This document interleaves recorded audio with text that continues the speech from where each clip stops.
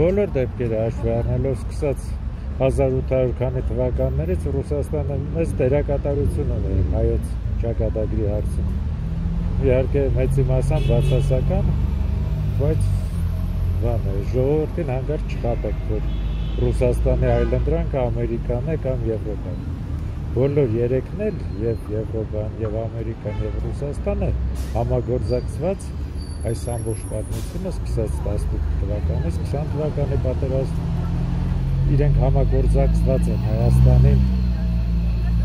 հասցրել այսօրվա վիճակին։